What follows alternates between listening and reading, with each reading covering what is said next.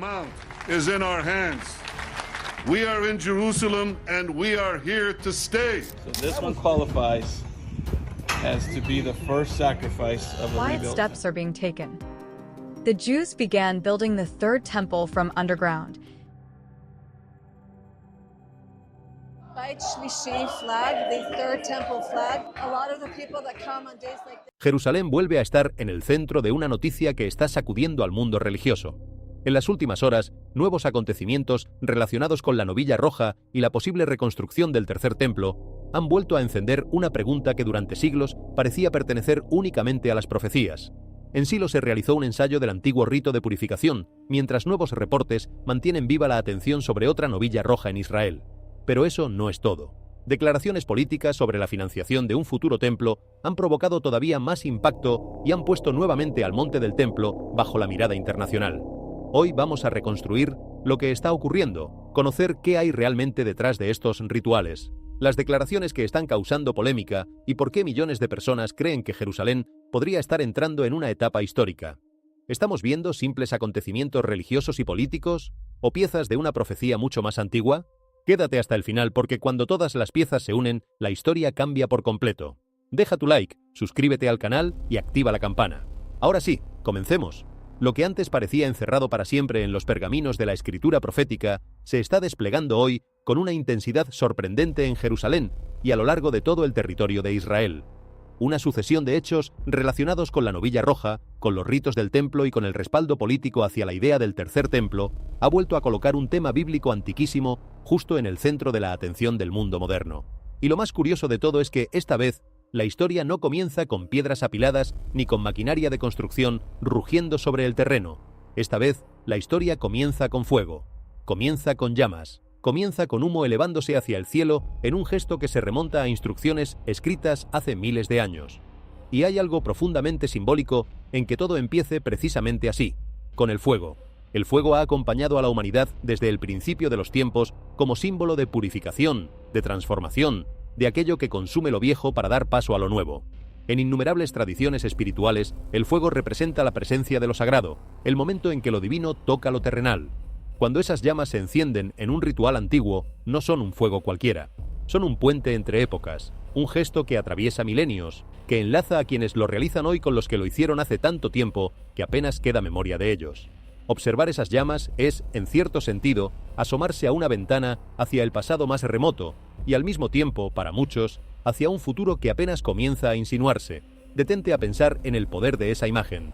En pleno siglo XXI, en un mundo de teléfonos inteligentes, de inteligencia artificial y de viajes espaciales, un grupo de personas se reúne para encender un fuego siguiendo instrucciones que fueron escritas cuando la humanidad apenas conocía la rueda como su tecnología más avanzada.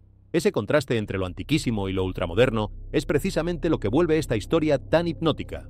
No es un relato del pasado ni un relato del presente. Es ambos a la vez, entrelazados, superpuestos, imposibles de separar. Y esa fusión de tiempos es lo que hace que millones de personas no puedan apartar la mirada, atrapadas por la sensación de estar presenciando algo que desafía las categorías habituales con las que entendemos el mundo. En Silo, ese lugar que la tradición recuerda como uno de los primeros centros de culto del pueblo de Israel, un grupo de sacerdotes judíos realizó recientemente una ceremonia de práctica que incluía la quema de una novilla roja. Según el rito tradicional descrito en el libro de Números, en su capítulo 19, el animal había sido considerado en un principio como candidato para la ceremonia oficial. Sin embargo, terminó siendo descalificado cuando se descubrieron varios pelos negros en su cuerpo, lo cual significaba que no cumplía con los requisitos extremadamente estrictos que la tradición exige para la pureza ritual. Puede parecer un detalle insignificante, casi trivial, unos cuantos pelos de otro color, pero para quienes conocen las reglas de este antiguo ritual, ese pequeño detalle lo cambia absolutamente todo. La perfección exigida es total, sin margen, sin excepciones, sin concesiones. Y aquí conviene detenerse, porque para comprender por qué unos pocos pelos negros pueden echar por tierra años de espera, hay que entender cuán rara es realmente una novilla verdaderamente roja. No hablamos de una vaca cualquiera de tono rojizo, de esas que abundan en cualquier granja. Según la interpretación tradicional, el animal debe ser de un rojo uniforme de la cabeza a la cola, sin más de un par de pelos de otro color, jamás debe haber llevado yugo ni haber sido puesto a trabajar, y no puede presentar ningún defecto físico que la descalifique. Basta con que en algún momento de su vida haya arrastrado una carga, o que le broten unos cuantos pelos blancos o negros al crecer, para que quede automáticamente descartada. Un animal que parecía perfecto al nacer puede volverse inservible con el paso de los meses, simplemente porque su pelaje cambió. Por eso la búsqueda de una novilla que reúna todas las condiciones ha sido durante siglos casi como buscar una aguja en un pajar cósmico. La tradición judía enseña que, a lo largo de toda la historia, apenas un puñado de novillas rojas llegaron a cumplir los requisitos y fueron utilizadas en el rito de purificación. Se trataba de acontecimientos tan escasos que quedaban grabados en la memoria del pueblo, y según esa misma tradición, la aparición de una nueva novilla que reúna todas las condiciones estaría vinculada a los tiempos de la restauración, a una era de renovación espiritual. Por eso, cuando surge la noticia de que un animal así está siendo criado y vigilado, la reacción no es de simple curiosidad, es de expectativa, de asombro y para muchos de una emoción difícil de contener. Comprende entonces la carga que lleva ese detalle en apariencia menor. Cada pelo cuenta, cada mancha importa, cada imperfección puede significar la diferencia entre el cumplimiento de una espera milenaria y el regreso al punto de partida. Y sin embargo, aquí viene lo verdaderamente intrigante. La ceremonia no terminó simplemente allí, con la descalificación del animal. En lugar de detenerse y archivar el asunto, los sacerdotes decidieron seguir adelante con un ensayo práctico completo. Se vistieron con las túnicas sacerdotales tradicionales, prepararon el altar tal como marcan las descripciones antiguas, y practicaron paso a paso, gesto por gesto, la secuencia completa del ritual. Para alguien que observa desde afuera, sin conocimiento del trasfondo, esto podría parecer nada más que una recreación religiosa, una especie de teatro histórico o una demostración cultural. Pero para quienes se están preparando activamente para la restauración de los ritos del templo, el significado es infinitamente mayor. Ellos no estaban simplemente recordando algo que ocurrió hace miles de años. Ellos estaban practicando cómo podría llevarse a cabo la ceremonia de verdad en la vida real si algún día apareciera una novilla roja que sí cumpliera todos los requisitos. Estaban afinando cada movimiento, memorizando cada posición, ensayando cada palabra, como quien repasa una obra antes del estreno. Y el lugar elegido para ese ensayo no fue un sitio cualquiera, escogido al azar sobre un mapa. Silo carga con una memoria espiritual profunda. Según el relato bíblico, fue allí donde el tabernáculo, aquella tienda sagrada portátil que acompañó al pueblo durante su travesía por el desierto, permaneció durante generaciones antes de que se levantara el templo permanente en Jerusalén. Silo fue, en cierto sentido, el primer gran centro de culto asentado del pueblo, el lugar donde durante mucho tiempo se dirigían las miradas y las oraciones. Realizar un ensayo del rito precisamente en ese suelo no es un detalle logístico sin importancia. Es un gesto cargado de simbolismo, una manera de enlazar el presente con los orígenes más antiguos, de decir sin palabras que aquello que comenzó hace milenios podría estar retomando su curso. Para quienes participan en el movimiento, cada elección de este tipo tiene un peso, un mensaje, una intención. Piénsalo por un momento. Hombres vestidos con las mismas ropas que describen los textos sagrados, de pie sobre una tierra que la memoria colectiva asocia con los primeros pasos del culto, repitiendo gestos que no se han practicado en su forma completa durante casi 2000 años. Para un historiador, es un fenómeno fascinante. Para un creyente que sigue de cerca la profecía, es algo que hace que el corazón se acelere.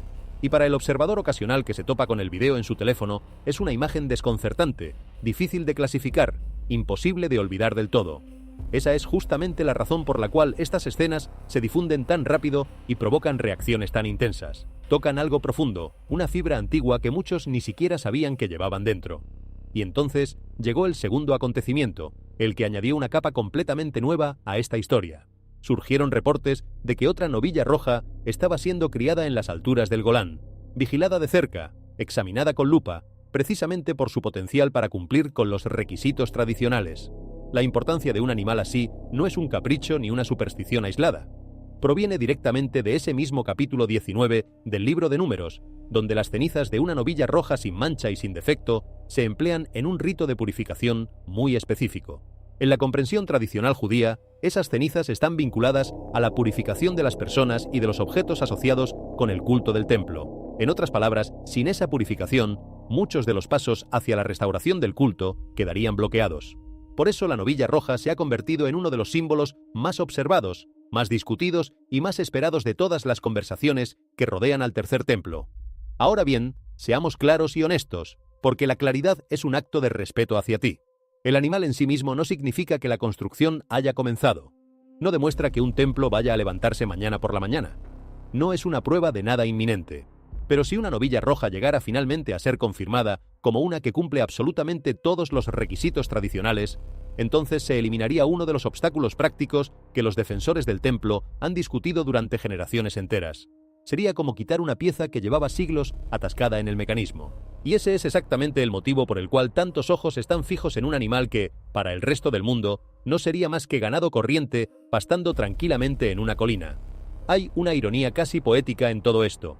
Mientras las naciones se preocupan por economías, elecciones y conflictos, mientras los titulares del mundo se llenan de asuntos que parecen mucho más grandes, un pequeño rebaño en una colina apartada concentra la atención de personas que ven en él una pieza clave de una historia milenaria. Un animal que la mayoría de la gente pasaría por alto sin darle importancia se convierte para otros en objeto de estudio, de vigilancia y de esperanza. Especialistas examinan su pelaje. Expertos verifican su linaje y su crianza. Se documenta cada detalle, se registra cada característica. Todo por un solo propósito: comprobar si este animal reúne o no las condiciones que lo harían apto para un rito que no se ha realizado en su forma completa desde hace casi 2000 años.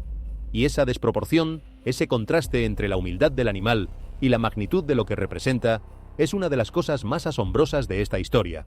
Nos recuerda que a veces los acontecimientos que la historia recordará no comienzan con grandes ceremonias ni con anuncios estruendosos. Comienzan discretamente, casi en silencio, en lugares apartados, con detalles que la mayoría ignora. Una novilla en una colina, un ensayo en un campo, una declaración breve de un ministro. Piezas pequeñas que, vistas por separado, apenas llaman la atención, pero que, reunidas, podrían formar parte de algo que las generaciones futuras estudiarán con asombro. Por eso vale la pena prestar atención incluso a lo que parece insignificante. Porque en los grandes relatos de la historia, lo pequeño a menudo esconde lo trascendente.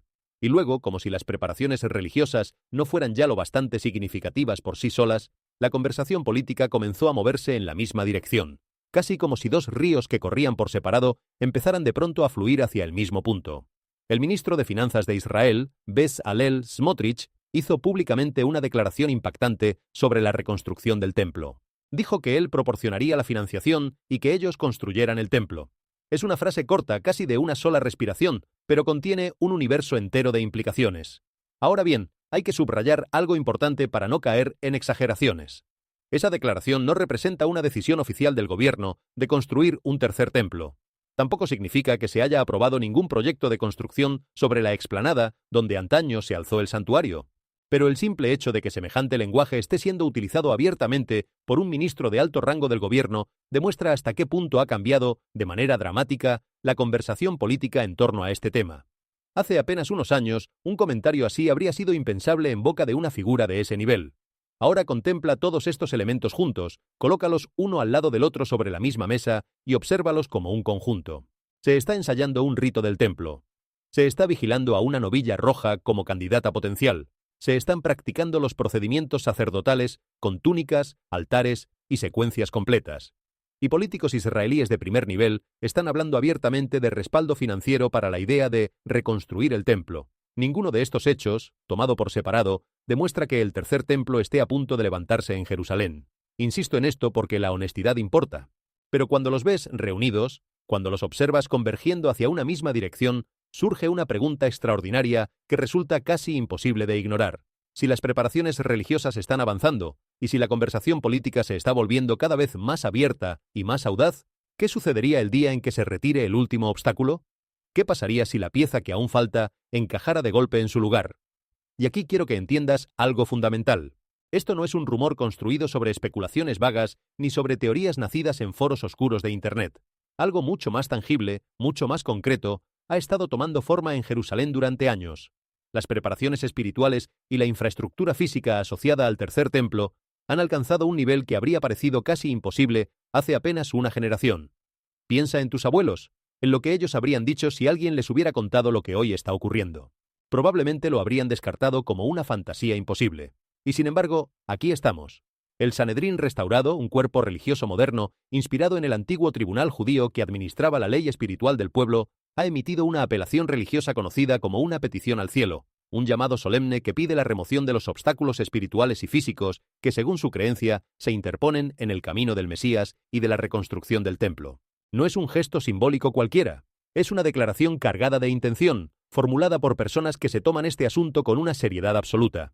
Y ese detalle merece que nos detengamos en él, porque revela algo sobre el estado de ánimo de todo este movimiento. No se trata de un grupo que fantasea ociosamente con un futuro lejano. Se trata de personas que actúan, que redactan documentos formales, que convocan reuniones, que estudian la ley antigua con rigor académico y que buscan darle a sus aspiraciones una estructura organizada.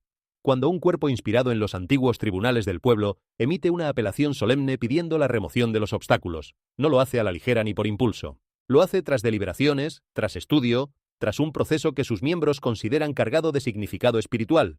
Es la diferencia entre soñar con algo y prepararse activamente para ello. Y esa actitud, esa combinación de fe intensa y de organización metódica, es precisamente lo que hace que el fenómeno resulte tan digno de atención. Para quienes observan desde afuera puede resultar difícil comprender la profundidad de esta motivación. Pero para quienes participan, cada gesto forma parte de una vocación que consideran sagrada, heredada de generaciones anteriores que soñaron con lo mismo sin llegar a verlo. Ellos sienten que les ha tocado vivir en un momento privilegiado de la historia, un momento en el que aquello que sus antepasados solo pudieron imaginar podría quizás comenzar a tomar forma. Esa sensación de estar viviendo un tiempo especial, un tiempo bisagra entre lo que fue y lo que podría ser, impregna cada una de sus acciones y les otorga una determinación que resulta imposible de ignorar. Y a lo largo de diversas comunidades judías, los símbolos vinculados al movimiento del templo se han vuelto cada vez más visibles, cada vez más presentes en la vida cotidiana. Banderas del templo ondeando al viento, carteles y señales que apuntan hacia lo que se conoce como la casa sagrada, el santuario esperado. Para un observador distraído, estos podrían parecer simples expresiones religiosas, adornos de fe sin mayor trascendencia. Pero para quienes siguen de cerca este movimiento, representan algo mucho más profundo. Representan una idea que poco a poco está dejando de ser un sueño abstracto para convertirse en algo tangible, algo que se puede tocar, ver y contar. Y luego está el Instituto del Templo, en Jerusalén, un lugar donde las preparaciones han ido mucho más allá de los libros, los dibujos y la investigación histórica. Allí, según los reportes, se han preparado más de 90 objetos rituales siguiendo minuciosamente las descripciones tradicionales del culto del templo. No se trata de bocetos ni de maquetas simbólicas. Se trata de objetos reales, elaborados con materiales auténticos y con una precisión asombrosa.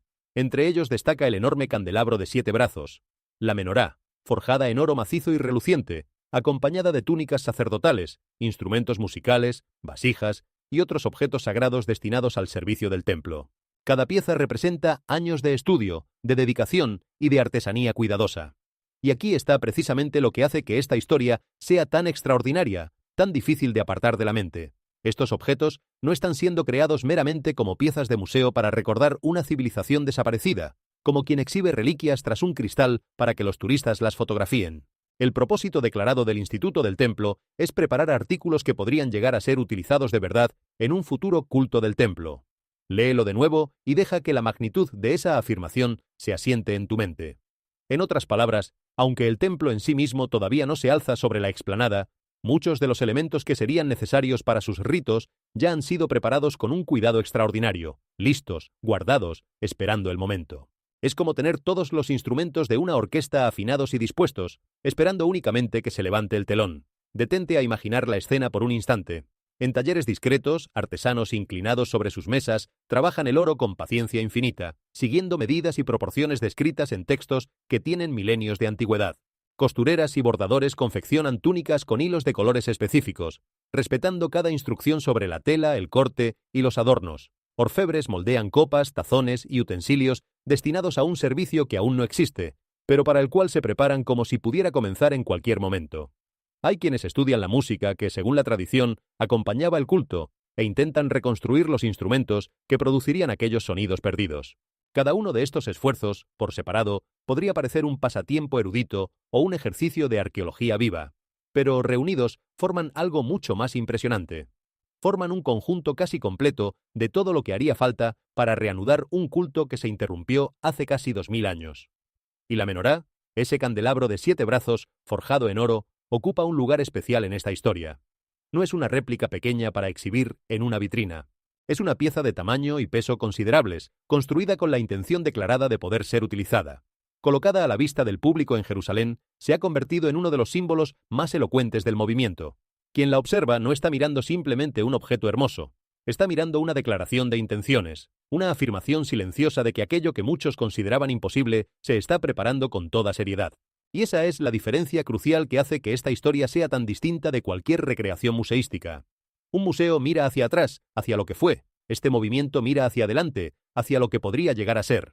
Para comprender por qué todo esto conmueve tanto a millones de personas, vale la pena recordar la historia de los templos que existieron antes. Según el relato bíblico, el primer templo fue construido por el rey Salomón, hijo de David, y se convirtió en el centro espiritual de todo un pueblo, el lugar donde, según la creencia, moraba la presencia divina. Era una estructura de una grandeza asombrosa, revestida de oro, con detalles trabajados por los artesanos más hábiles de su tiempo. Durante siglos fue el corazón de la nación, hasta que fue destruido y el pueblo fue llevado al exilio, lejos de su tierra. Aquella pérdida fue vivida como una herida colectiva, como el desgarro de algo sagrado. Más tarde, tras el regreso del exilio, se levantó un segundo templo sobre el mismo lugar. Un templo que con el tiempo fue ampliado y embellecido, convirtiéndose de nuevo en el eje de la vida espiritual del pueblo. Pero también ese segundo templo fue finalmente destruido, y desde entonces, durante casi 2000 años, la explanada permaneció sin el santuario que una vez la coronó. 2000 años.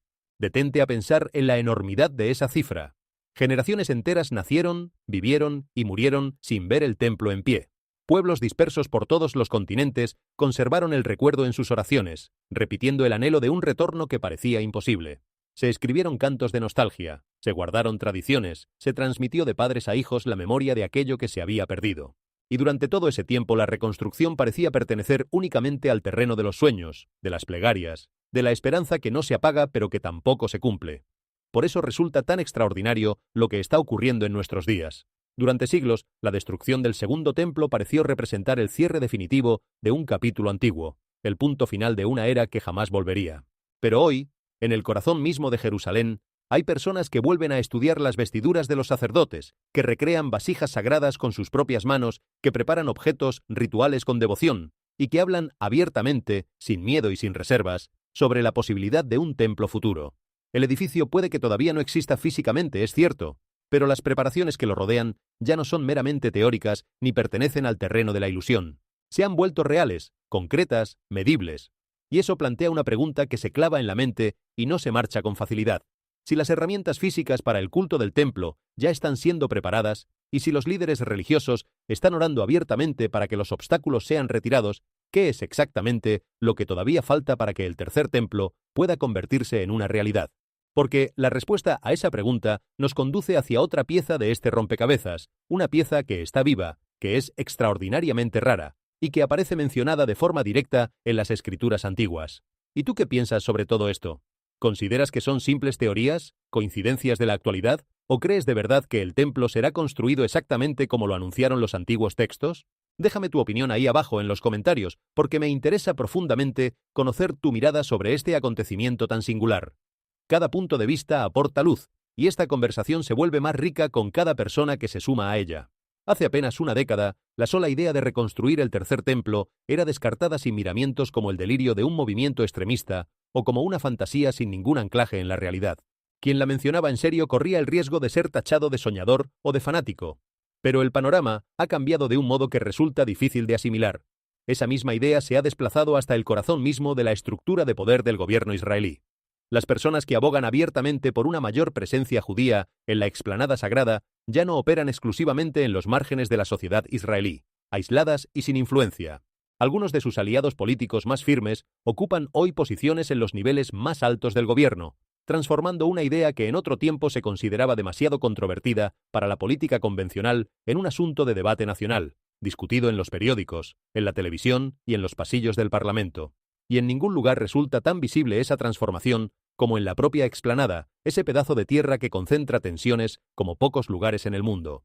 Durante décadas, el sitio ha sido gobernado a través de un arreglo delicado y sumamente sensible que se conoce comúnmente como el statu quo.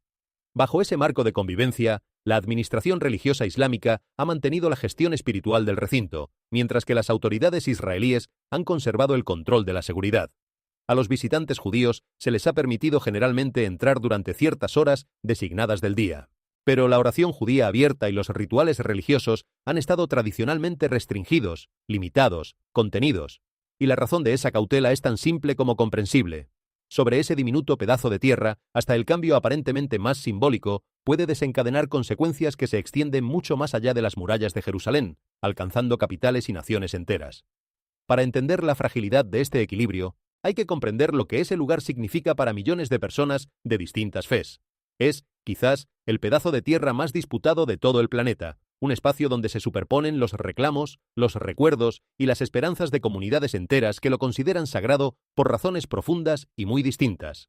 Para unos, es el lugar donde se alzaron los templos antiguos y donde, según su fe, debería levantarse de nuevo el santuario. Para otros alberga estructuras veneradas desde hace siglos, vinculadas a acontecimientos centrales de su tradición espiritual.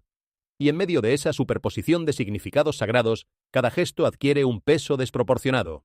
Un cambio de horario, la presencia de un grupo distinto, un rezo pronunciado en voz alta, donde antes se guardaba silencio. Todo puede interpretarse como una alteración del equilibrio, como una provocación o como una conquista simbólica.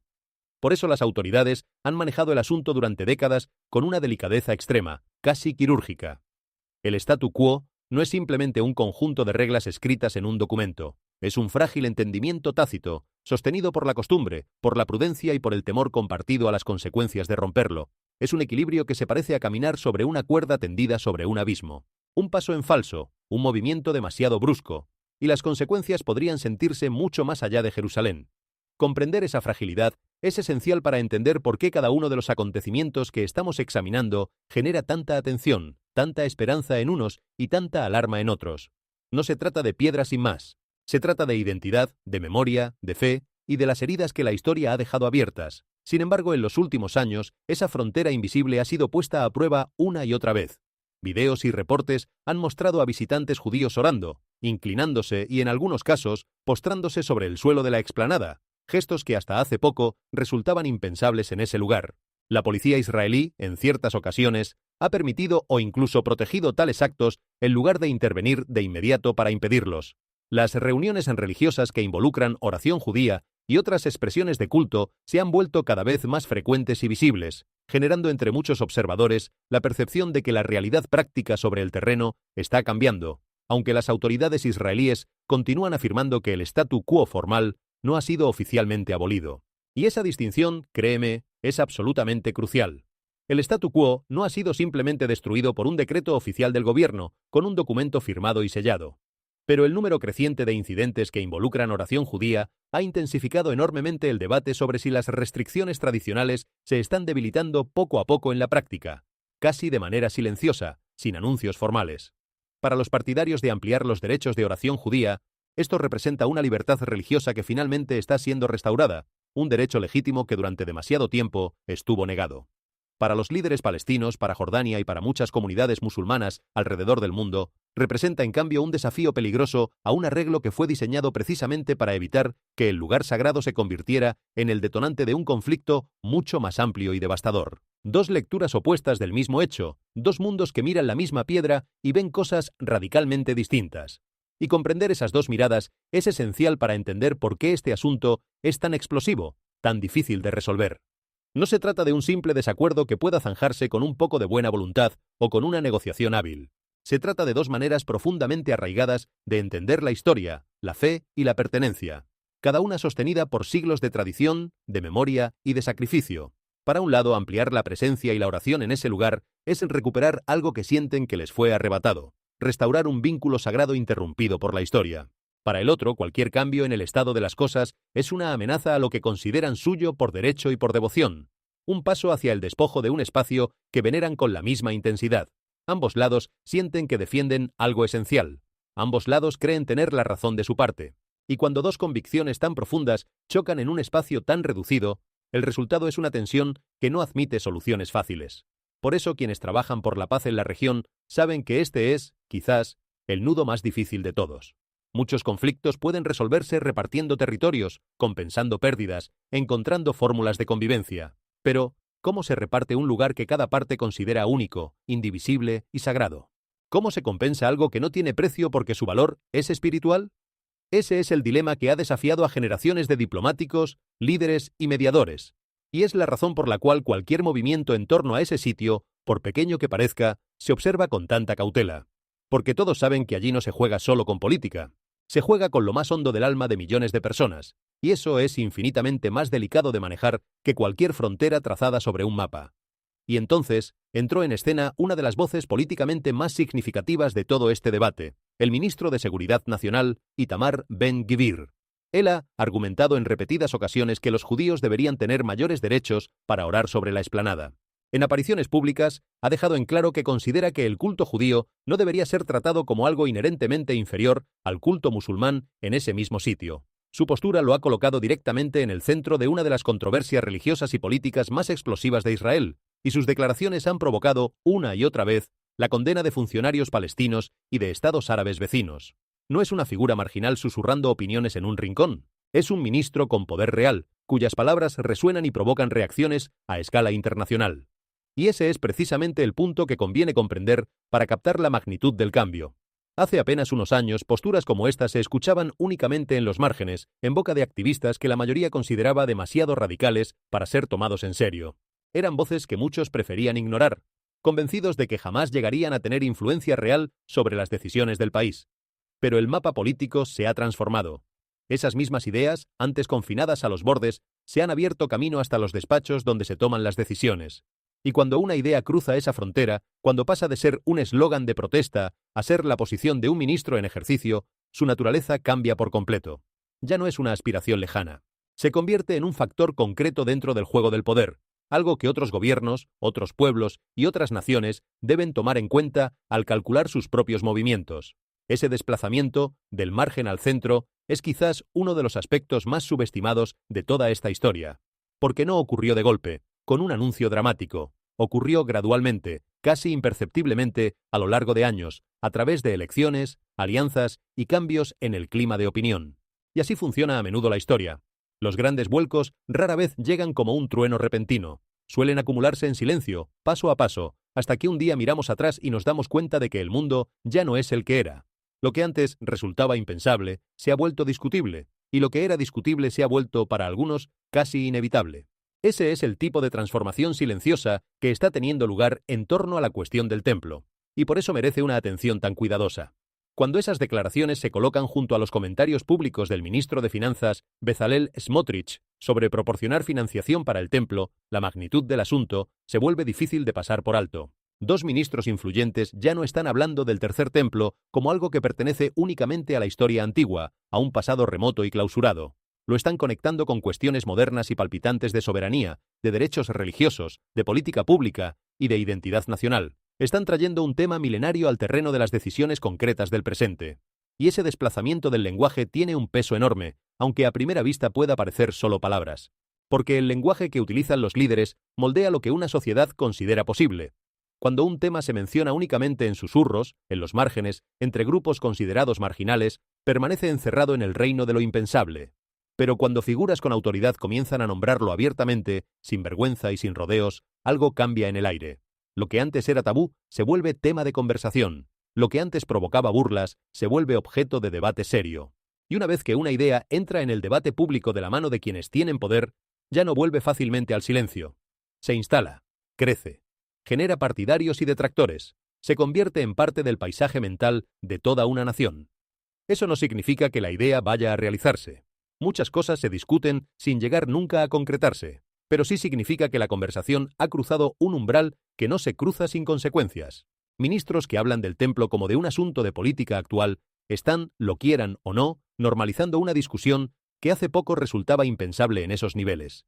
Y esa normalización, ese proceso mediante el cual lo extraordinario se vuelve ordinario en el discurso, es uno de los cambios más significativos y a la vez más difíciles de percibir.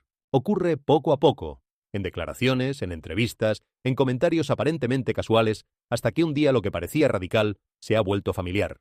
Y la familiaridad, en política, es a menudo el primer paso hacia la posibilidad real. Y sin embargo, y esto es importante repetirlo con toda claridad, nada de esto significa que Israel haya decidido oficialmente construir un tercer templo. No existe ningún proyecto de construcción aprobado por el gobierno sobre la explanada, y los lugares sagrados islámicos que ya se encuentran allí permanecen en su lugar, intactos. La realidad política es mucho más complicada, mucho más enredada de lo que un titular podría sugerir. Lo que ha cambiado en realidad es la posición misma de la conversación, una idea que en otro tiempo existía casi exclusivamente dentro de los círculos de activistas religiosos, se ha desplazado hacia un lugar mucho más cercano al centro del debate político israelí. Y quizás ese sea, en el fondo, el dato más importante de todos. El tercer templo no necesita estar en construcción para que el paisaje político que lo rodea se transforme por completo. Antes de que se vierta el primer concreto, antes de que se coloquen los cimientos, antes de que se mueva una sola piedra de su sitio, Las fronteras políticas tienen que desplazarse primero. Las mentalidades tienen que cambiar antes que los ladrillos. Y en Jerusalén, esas fronteras se están poniendo a prueba hoy de maneras que habrían resultado difíciles de imaginar apenas una década atrás. Pero esto nos conduce a una pregunta todavía más delicada, más incómoda, más cargada de tensión. Si la oración judía continúa expandiéndose sobre la explanada, y si los líderes políticos siguen exigiendo mayor acceso y mayores derechos religiosos, ¿qué sucede entonces con los lugares sagrados islámicos que ya se levantan allí, que ya ocupan ese espacio desde hace siglos? Porque debajo de cada conversación sobre un futuro tercer templo yace una realidad ineludible, una que no puede esquivarse por mucho que se intente. La explanada ya está ocupada por lugares sagrados que pertenecen a otra fe, con millones de fieles en todo el mundo. Y es justamente ahí donde esta historia se vuelve mucho más peligrosa, mucho más tensa, mucho más difícil de resolver sin consecuencias. Existe otro detalle en toda esta historia que recibe muchísima menos atención que la novilla roja en sí misma, y que sin embargo resulta fascinante. No es el animal, no son las cenizas, ni siquiera son los sacerdotes. Es el lugar donde la ceremonia debería llevarse a cabo. Según la interpretación tradicional del capítulo 19 del libro de Números, el rito de la novilla roja debía realizarse fuera del campamento, en un sitio que mirara de frente hacia el santuario. Ese detalle geográfico tan preciso y tan concreto ha llevado a los defensores del templo a concentrar su atención de manera intensa en un lugar muy particular que domina la vista sobre la ciudad antigua de Jerusalén, el Monte de los Olivos. Desde las laderas del Monte de los Olivos, la antigua explanada del templo resulta directamente visible al otro lado del valle. La relación entre estos dos lugares no es meramente geográfica ni casual. En la tradición judía, el Monte de los Olivos ha estado asociado con algunos de los acontecimientos más importantes de la historia religiosa de Jerusalén. Al mismo tiempo, la ladera oriental de la montaña mira hacia la zona que tradicionalmente se identifica con el antiguo templo. Para quienes se preparan para la restauración de los ritos, esa línea de visión directa, ese eje que conecta ambos puntos a través del valle, carga con un significado enorme, casi abrumador. No es un simple accidente del paisaje. Es, para ellos, una pieza esencial del plan. Y hay algo casi poético en esa relación entre las dos elevaciones separadas por un valle. Desde el Monte de los Olivos, la vista abarca de un solo golpe la ciudad antigua, sus murallas doradas por el sol, las cúpulas y los tejados que se acumulan sobre siglos de historia, y en el centro de todo, la explanada. Es un mirador natural, un balcón sobre el escenario donde se desarrolló buena parte del relato bíblico. Quien se detiene allí no contempla únicamente un paisaje. Contempla capas y capas de memoria superpuestas, acontecimientos que la fe de miles de millones de personas considera decisivos para la historia de la humanidad. Cada piedra parece susurrar un episodio antiguo, cada colina parece guardar un recuerdo. Por eso, cuando los estudiosos del movimiento del templo hablan de la línea de visión entre el Monte de los Olivos y la explanada, no están simplemente resolviendo un problema técnico de ubicación. Están reconectando puntos que la tradición unió hace milenios. Están intentando reconstruir, con precisión casi obsesiva, la geografía sagrada tal como fue concebida en los textos antiguos. Y ese nivel de detalle revela cuán en serio se toman su tarea. No dejan nada al azar. Estudian la orientación, la distancia, la altura, el ángulo exacto desde el cual el sacerdote debería contemplar el lugar del santuario. Para ellos, cada metro importa, cada grado de inclinación tiene un significado. Es la clase de meticulosidad que separa a un aficionado que fantasea de un movimiento que se prepara metódicamente para algo que espera ver cumplido. Y aquí es donde la historia se vuelve extraordinariamente específica, casi quirúrgica en su precisión. Las organizaciones vinculadas al movimiento del templo han dedicado años enteros a estudiar los requisitos prácticos de la ceremonia de la novilla roja. Preguntas que a un observador común podrían parecerle irrelevantes o triviales, se vuelven de pronto absolutamente críticas. ¿Dónde debería situarse el altar exactamente? ¿Cuáles deberían ser sus dimensiones precisas? ¿Cómo deberían acercarse los sacerdotes al lugar? ¿Qué deberían poder ver desde el punto exacto del sacrificio? ¿Cómo puede realizarse el rito manteniendo intacta la relación tradicional entre el Monte de los Olivos y la explanada del templo? Cada una de estas preguntas ha sido examinada, debatida y respondida con un nivel de detalle que resulta asombroso. Según los materiales del Instituto del Templo y los reportes de quienes apoyan el movimiento, las preparaciones han incluido la identificación de lugares adecuados sobre el Monte de los Olivos y el estudio minucioso de la geografía necesaria para una potencial ceremonia futura.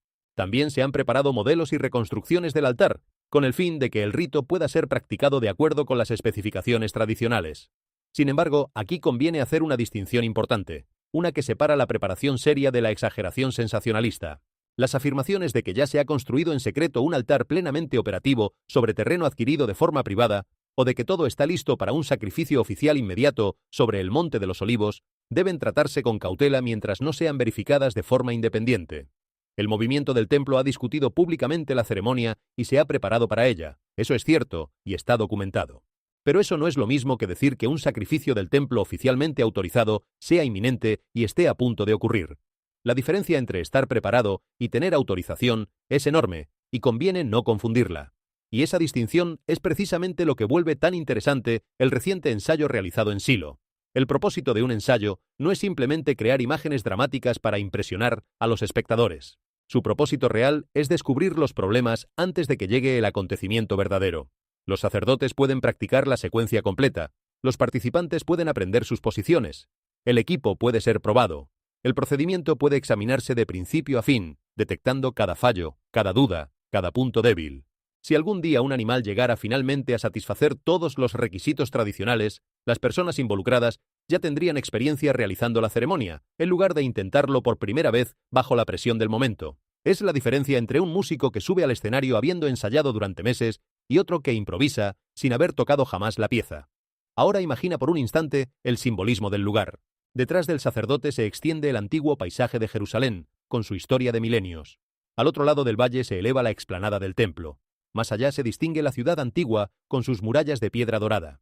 Y directamente a lo largo de esa antigua línea de visión se encuentra el sitio donde la tradición judía recuerda que el templo estuvo una vez en pie. Para los creyentes que observan estos acontecimientos a través del lente de la profecía, la imagen resulta casi imposible de ignorar, casi hipnótica. Una ceremonia descrita en un texto bíblico antiquísimo, siendo estudiada, ensayada y preparada en el mismísimo paisaje donde el antiguo templo dominó una vez el horizonte de Jerusalén. El pasado y el presente mirándose de frente a través de un valle. Hay algo casi cinematográfico en esa composición, algo que parece diseñado para conmover el alma humana. El sol descendiendo sobre las colinas de Jerusalén, las sombras alargándose sobre la piedra antigua, y en medio de ese paisaje cargado de siglos, un grupo de hombres realizando gestos que pertenecen a otra era, como si el tiempo se hubiera plegado sobre sí mismo. Para quienes creen, es una imagen que estremece. Para quienes estudian la historia es un fenómeno fascinante, y para quienes simplemente se topan con ella sin contexto, es una escena desconcertante que despierta una curiosidad imposible de saciar. Sea cual sea la mirada, el efecto es el mismo. Nadie permanece indiferente ante la visión de lo antiquísimo cobrando vida en el presente. Y es que estos ensayos no son solo preparación técnica. Son también, en cierto modo, una forma de memoria activa, una manera de mantener vivo un conocimiento que de otro modo se habría perdido para siempre. Durante casi 2000 años, los detalles de estos ritos existieron únicamente en los textos, en las palabras escritas que se transmitían de generación en generación. Pero un texto no es lo mismo que una práctica. Leer sobre cómo se enciende un altar no es lo mismo que encenderlo. Al recrear los gestos, al vestir las túnicas, al recorrer físicamente los pasos, quienes participan transforman el conocimiento abstracto en experiencia concreta. Reviven algo que dormía en las páginas. Y en ese acto de resurrección práctica, sienten que están tendiendo un puente entre las generaciones, honrando a quienes los precedieron y preparando el camino para quienes vendrán después. Es, para ellos, un acto de fidelidad tanto como de preparación. Pero todavía queda un obstáculo enorme, gigantesco, que no puede pasarse por alto.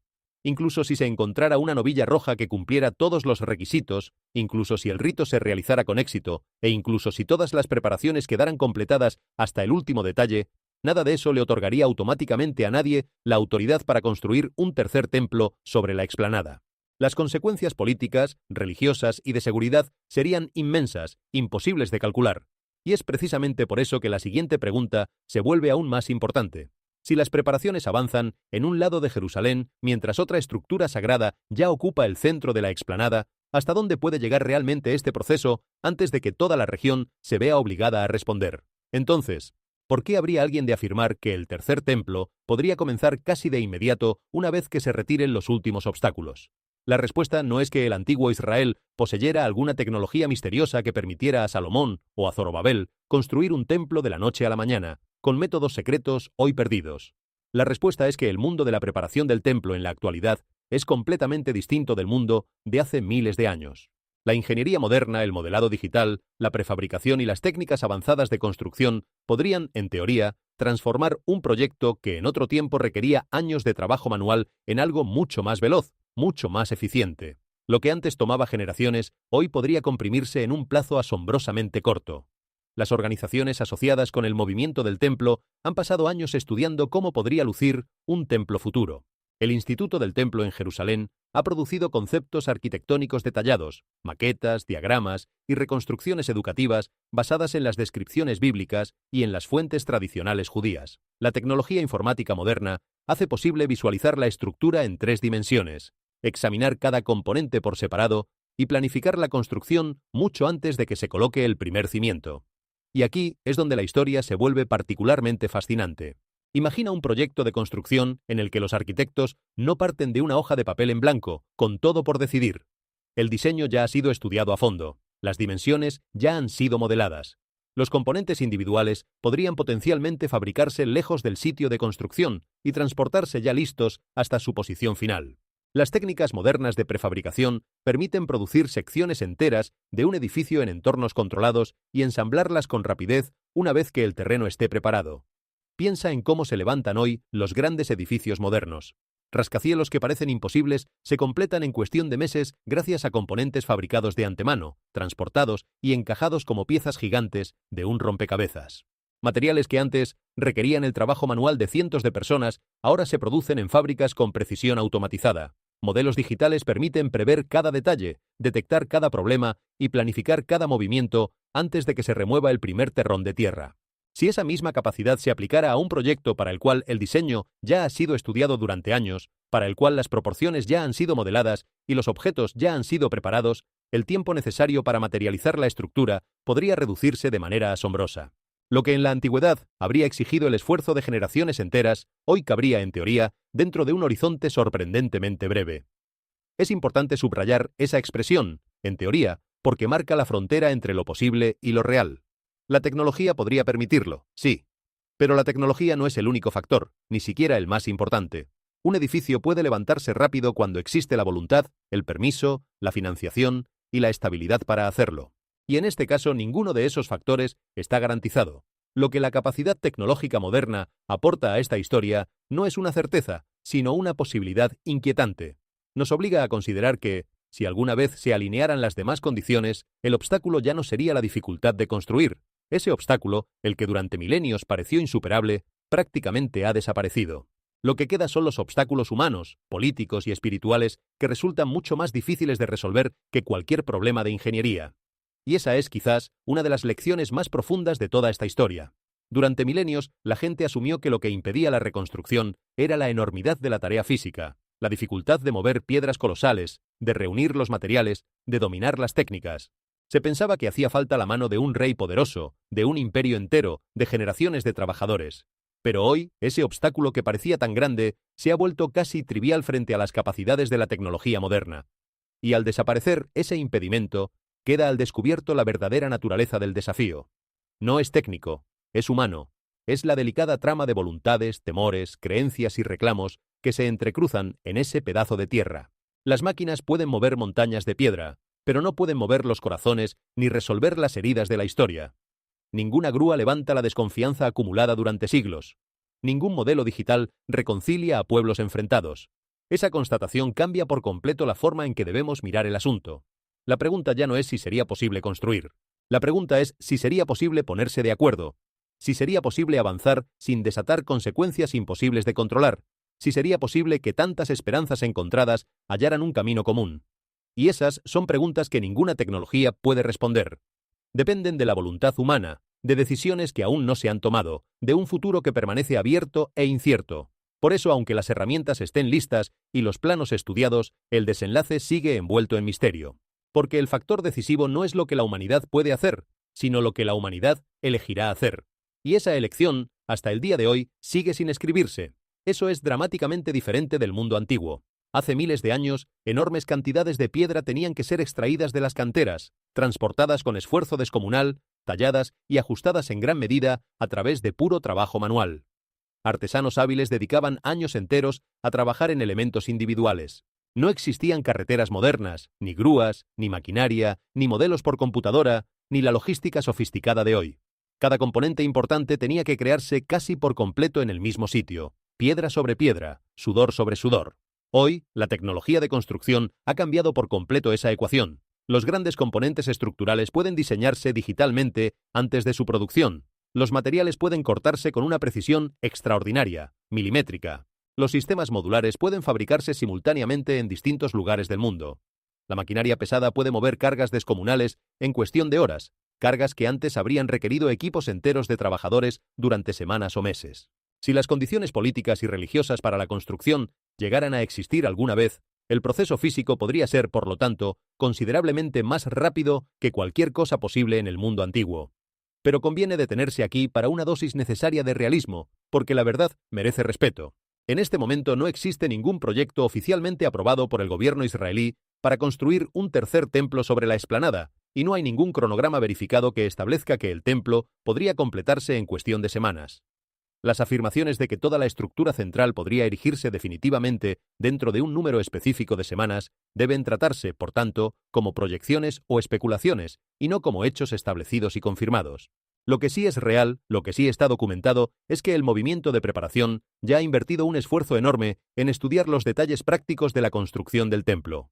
La visión arquitectónica existe, las maquetas existen, los objetos rituales existen, las vestiduras sacerdotales han sido preparadas, se han llevado a cabo entrenamientos y ensayos. Y las organizaciones dedicadas al templo han enfatizado en repetidas ocasiones que no quieren ser tomadas por sorpresa, sin preparación, si las circunstancias llegaran a cambiar alguna vez. Esto crea un contraste extraordinario, casi paradójico. El templo físico está ausente, no existe, no puede tocarse. Pero gran parte de la infraestructura que rodea a la idea del templo ya está siendo desarrollada, pieza por pieza, con paciencia y determinación. Y esa es la razón por la cual la frase «el tercer templo comienza» puede resultar tan poderosa como titular. No significa necesariamente que la construcción ya haya empezado con obreros y andamios, puede describir algo mucho más sutil y, en cierto modo, más profundo. La transición de un recuerdo antiguo hacia un proyecto moderno de preparación.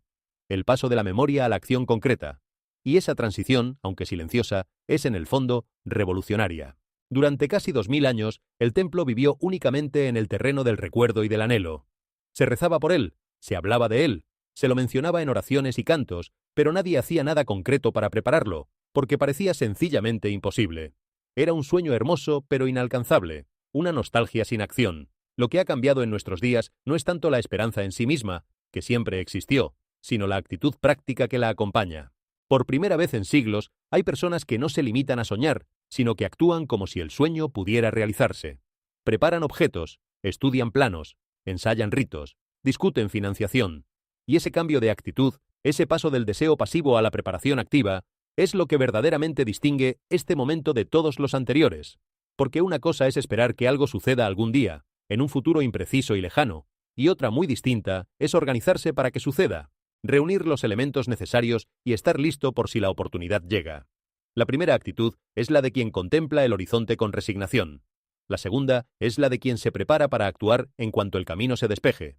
Y es esa segunda actitud la que ha tomado forma en Jerusalén, la que ha convertido un anhelo antiguo en un proyecto tangible. No garantiza ningún resultado, no anticipa ningún desenlace, pero cambia por completo el significado del momento presente. Ya no estamos ante un pueblo que solo recuerda, estamos ante un movimiento que se prepara.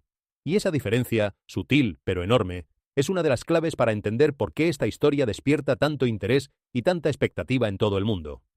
Para quienes creen que la profecía bíblica apunta hacia un templo físico futuro, esta distinción resulta extremadamente significativa. Si los objetos religiosos necesarios están listos, si los procedimientos rituales se están ensayando, si los planos arquitectónicos han sido estudiados, y si la tecnología de construcción moderna podría acelerar el proceso físico, entonces la pregunta deja de ser si la humanidad posee la capacidad de construir semejante estructura. La pregunta se convierte en si las condiciones políticas y religiosas permitirán alguna vez que eso ocurra. Pero lo que está sucediendo en Jerusalén no termina en las fronteras de Israel, ni mucho menos. A miles de kilómetros de distancia, otro movimiento ha estado observando estos acontecimientos con un interés extraordinario, casi febril. Una red de simpatizantes cristianos, particularmente dentro de ciertos sectores del mundo evangélico occidental, que ven el futuro de Jerusalén como algo profundamente entrelazado con la profecía bíblica. Para algunos de estos creyentes, apoyar a Israel no es simplemente una cuestión de política exterior o de solidaridad cultural. Ellos creen que Jerusalén ocupa un lugar único e insustituible en el plan profético de Dios, y que los acontecimientos que rodean a la explanada merecen ser observados con una atención fuera de lo común. Para ellos, cada noticia que llega de esa tierra es una pieza de un cuadro mucho más grande. A lo largo de los años, organizaciones cristianas y donantes privados de países como Estados Unidos y Canadá han proporcionado apoyo financiero y práctico a organizaciones vinculadas con Israel, incluidos grupos involucrados en la educación y la preparación relacionadas con el templo. Algunos simpatizantes han contribuido a la recreación de vestiduras sacerdotales, vasijas sagradas, programas educativos, proyectos arqueológicos y otras preparaciones asociadas con el movimiento del templo. No todo simpatizante cristiano comparte la misma teología, conviene aclararlo, y no toda organización involucrada en apoyar a Israel respalda la reconstrucción del templo. Hay matices, diferencias, debates internos, pero existe un movimiento profético significativo dentro del cristianismo evangélico que considera la restauración del culto del templo como una pieza importante del rompecabezas bíblico, una señal dentro de una secuencia mayor. Para estos creyentes, la historia se vuelve mucho más grande que la propia Jerusalén. Ellos contemplan las antiguas promesas concernientes a Israel, los pasajes proféticos sobre Jerusalén y las advertencias del Nuevo Testamento sobre los últimos días, y ven una posible secuencia comenzando a tomar forma ante sus ojos. En su interpretación, un templo futuro proporcionaría el escenario para acontecimientos descritos en pasajes como el capítulo 9 del libro de Daniel, el capítulo 24 del Evangelio de Mateo y el segundo capítulo de la segunda carta a los tesalonicenses. Por eso, cada acontecimiento relacionado con la explanada, con el sacerdocio, con la novilla roja o con las preparaciones para el culto del templo puede convertirse de pronto en noticia internacional dentro de las comunidades cristianas de todo el mundo. Lo que para unos es un hecho local, para otros es una señal de dimensiones cósmicas. Para entender esta fascinación, hay que asomarse a la forma en que estos creyentes leen la historia. Ellos no ven los acontecimientos del mundo como una sucesión de hechos aislados y aleatorios, sino como piezas de un plan que se despliega a lo largo de los siglos, un plan cuyos contornos, según su fe, quedaron trazados en las escrituras antiguas. Bajo esa mirada, el regreso del pueblo judío a su tierra, el renacimiento de una nación después de casi 2000 años, y ahora las preparaciones en torno al templo no son casualidades. Son etapas de una secuencia. Cada nueva noticia se convierte en una posible confirmación, en una señal de que el reloj de la historia avanza hacia un desenlace anunciado. Por eso siguen estos acontecimientos con una intensidad que a otros les puede parecer desmesurada. Para ellos, no están mirando simplemente las noticias. Están viendo cómo, según creen, las palabras de los profetas cobran forma ante sus ojos. Esa convicción explica también la generosidad con la que muchos han apoyado estas iniciativas a lo largo de los años. No lo viven como una donación cualquiera, ni como un mero gesto de solidaridad política. Lo viven como una participación en algo trascendente, como una manera de estar del lado correcto de una historia que consideran sagrada. Contribuir a la recreación de una vasija, a la confección de una vestidura o al sostenimiento de un programa educativo se convierte para ellos en un acto de fe, en una forma de acercar aquello que esperan. Y esa motivación profunda, ese sentido de propósito espiritual, es lo que ha sostenido el interés y el respaldo durante décadas, a pesar de la distancia geográfica y de las diferencias culturales.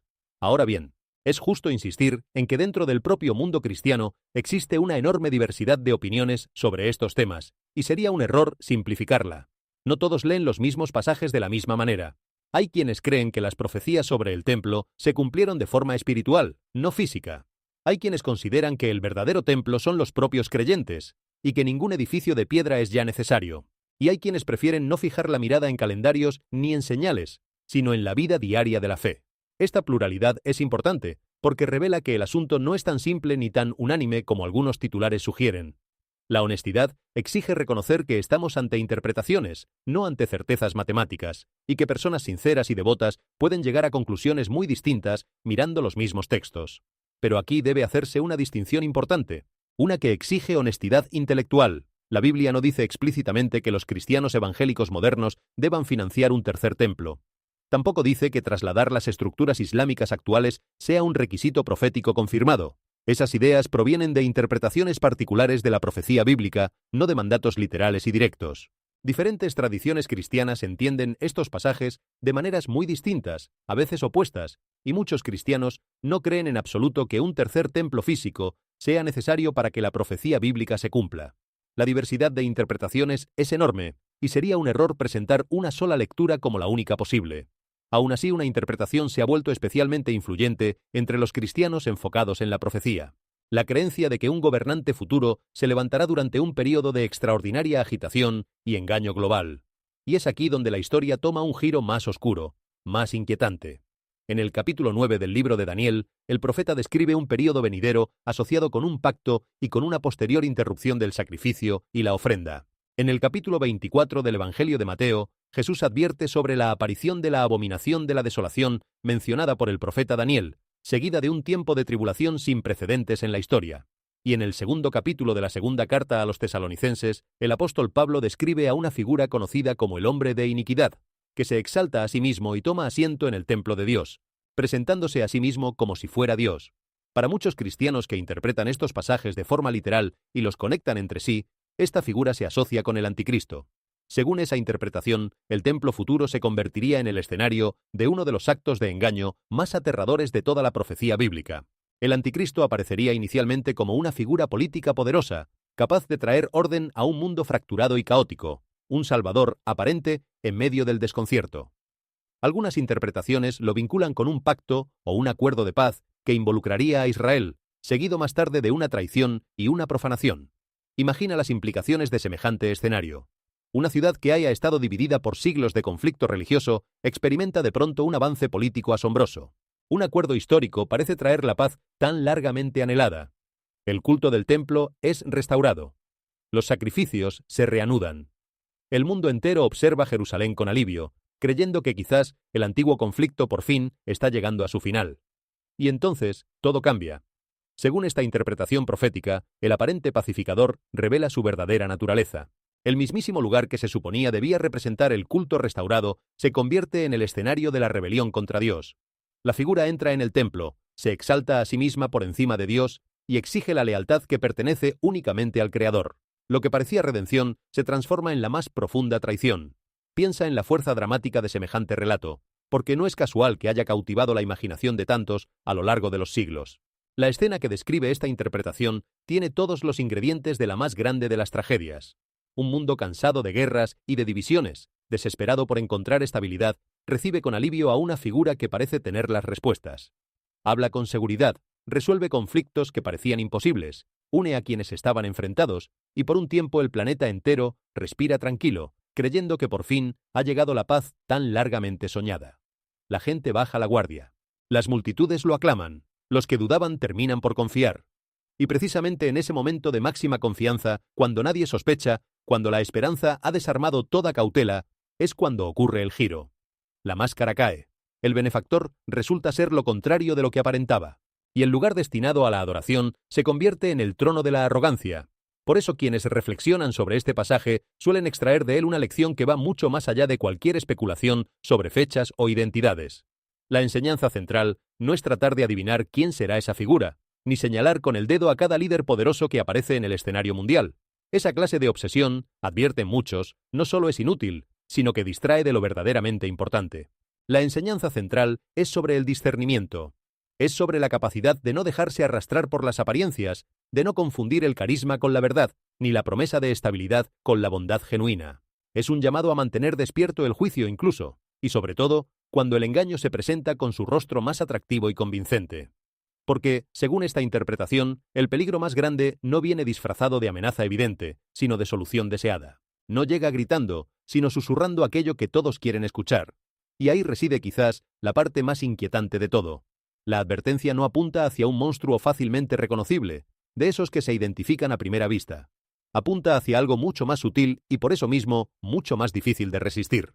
Un engaño tan bien construido que podría convencer incluso a los más precavidos. Por eso la Escritura, según quienes la interpretan de este modo, insiste una y otra vez en velar, en permanecer atentos, en no dormirse en la comodidad de las certezas fáciles, no como una invitación al miedo paralizante, sino como un llamado a la lucidez, a mantener los ojos abiertos y el corazón anclado en aquello que no cambia con las modas ni con los titulares. Es por eso que para muchos cristianos el tercer templo no es simplemente un símbolo de restauración y esperanza. Es también una advertencia solemne. El mensaje bíblico no es que los cristianos deban obsesionarse con identificar al anticristo cada vez que aparece un líder político poderoso en el escenario mundial. El propio Jesús advirtió sobre el engaño, sobre los falsos profetas, sobre los que vendrían a confundir incluso a los escogidos. Y la Escritura llama repetidamente a los creyentes al discernimiento en lugar de a la especulación desenfrenada. El propósito de la profecía no es entregarle a la humanidad un calendario que nos permita predecir el día exacto del regreso de Cristo. Es una advertencia para permanecer despiertos cuando el engaño se vuelva convincente, cuando las mentiras se disfracen de verdad. Y hay un contraste extraordinario en todo esto que vale la pena contemplar. Algunas personas miran la posibilidad de un templo futuro y ven en ella el cumplimiento de un sueño antiguo, la restauración de algo perdido. Otras ven un posible punto de ignición que podría incendiar una región ya de por sí inestable. Y otras más ven la posibilidad de un escenario profético sobre el cual podría desplegarse el conflicto final entre el engaño y la verdad. Tres miradas distintas sobre el mismo horizonte. Pero las tres perspectivas convergen en un mismo hecho innegable. Jerusalén importa mucho más allá de Jerusalén, porque si la explanada es el centro de la historia religiosa, los acontecimientos que la rodean podrían potencialmente convertirse en parte de una confrontación geopolítica y espiritual mucho más vasta. Y eso plantea la pregunta más perturbadora hasta ahora. Si el mundo realmente se está moviendo hacia un futuro en el que Jerusalén se convierte en el centro de una crisis global, ¿qué sucede cuando las antiguas profecías sobre el engaño, la tribulación y el regreso de Cristo comienzan a converger con los acontecimientos que estamos presenciando hoy? Ahora da un paso atrás conmigo y contempla todo lo que hemos visto hasta este punto, como quien se aleja de un cuadro para apreciar la imagen completa. Se ha ensayado un rito que involucra a la novilla roja. Organizaciones relacionadas con el templo han pasado años preparando vasijas sagradas, vestiduras sacerdotales, conceptos arquitectónicos y procedimientos rituales. Líderes políticos han hablado públicamente sobre el templo, sin rodeos ni disimulos, y la explanada misma permanece en el centro de un debate cada vez más intenso sobre la oración, el acceso, la soberanía y el futuro de Jerusalén. Individualmente, ninguno de estos acontecimientos demuestra que el tercer templo esté a punto de ser construido. El templo no ha comenzado a alzarse desde el suelo. Ninguna orden oficial del gobierno israelí ha autorizado la construcción sobre la explanada, y no existe una cuenta regresiva confirmada que muestre que una ceremonia de colocación de la primera piedra está a apenas días o semanas de distancia. Repito esto con toda la claridad posible, porque no quiero alimentar falsas certezas. Y sin embargo, hay algo innegable en la manera en que todas estas piezas se acumulan. Cuando una sola noticia extraordinaria aparece, es fácil descartarla como una curiosidad, como un hecho aislado sin mayor trascendencia. Pero cuando muchas noticias extraordinarias comienzan a converger en un mismo lugar, en un mismo período, apuntando en una misma dirección, la mente humana no puede evitar buscar un patrón, un hilo que las conecte. No es superstición, es la manera en que funcionamos, la forma en que damos sentido al mundo. Y en este caso el patrón que emerge es lo bastante llamativo como para que personas de todo tipo, creyentes y escépticos, religiosos y seculares, se detengan a observarlo con atención. No hace falta compartir ninguna interpretación profética para reconocer que algo poco habitual está ocurriendo, que la conversación ha cambiado, que temas que parecían dormidos durante siglos han despertado con una fuerza inesperada. Lo fascinante es que cada uno de estos elementos podría explicarse por separado con argumentos perfectamente razonables. Un ensayo religioso aquí, una declaración política allá, un fenómeno natural más allá. Tomados de uno en uno, encajan dentro de lo comprensible. Pero la simultaneidad, la coincidencia, el hecho de que todo esto suceda en el mismo escenario y en un tiempo tan concentrado, es lo que genera esa sensación difícil de sacudirse de que estamos ante un momento distinto, un momento que quizás las generaciones futuras recordarán y estudiarán. Y ese es exactamente el tipo de instante que vale la pena observar con los ojos bien abiertos, sin caer ni en la credulidad ingenua ni en el escepticismo que se niega a mirar. Simplemente mirar, con honestidad, con atención, y con la humildad de reconocer que no lo sabemos todo. Pero cuando estos acontecimientos se colocan uno junto al otro, revelan algo que habría resultado difícil de imaginar apenas una generación atrás. La infraestructura que rodea a la idea del tercer templo se ha vuelto notablemente tangible. Las preparaciones espirituales son visibles. Las discusiones financieras y políticas son cada vez más públicas y abiertas. Los procedimientos rituales están siendo estudiados y ensayados con dedicación. Los conceptos arquitectónicos ya han sido desarrollados en detalle. Incluso la geografía precisa que rodea a la explanada y al Monte de los Olivos se ha convertido en parte de una preparación minuciosa y de un debate serio. Y es aquí donde la historia se vuelve casi imposible de ignorar, casi magnética. Durante miles de años, la destrucción del segundo templo pareció pertenecer por completo al pasado, a un capítulo cerrado y sellado para siempre. El templo existía en la escritura, en los restos arqueológicos, en las oraciones judías y en la memoria colectiva de un pueblo disperso por todos los rincones del mundo. Y sin embargo, hoy hay personas que vuelven a preparar vestiduras sacerdotales, que estudian ritos antiguos, que recrean vasijas sagradas, que examinan los requisitos de la purificación y que discuten públicamente qué haría falta para restaurar el culto del templo. El reloj, sin embargo, no es necesariamente una cuenta regresiva literal, con un cronómetro marcando los segundos. Es una metáfora de algo mucho más profundo. La posibilidad de que una idea que en otro tiempo se consideraba imposible se esté acercando cada vez más al terreno de la preparación práctica, al terreno de lo realizable. El desenlace final permanece desconocido, envuelto en incertidumbre, y nadie puede afirmar con honestidad cuándo, o siquiera si, un tercer templo llegará a levantarse físicamente sobre la explanada.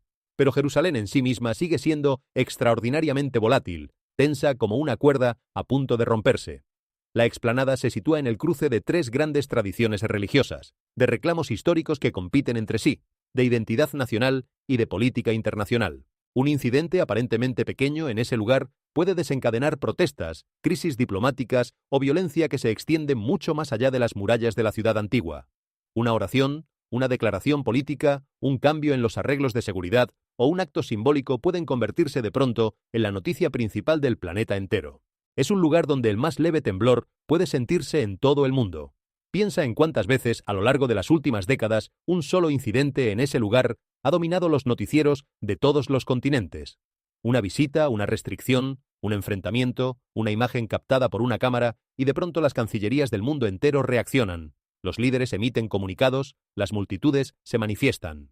Pocos lugares en la Tierra tienen ese poder de convertir lo local en global, lo pequeño en enorme, en cuestión de horas. Y esa característica no es un accidente, es el resultado de siglos de historia acumulada, de una carga simbólica que ninguna otra ubicación en el planeta posee en la misma medida. Cuando algo ocurre allí, no ocurre solo allí. Ocurre en el imaginario de miles de millones de personas que sienten que ese lugar les pertenece de algún modo, que forma parte de su identidad más profunda.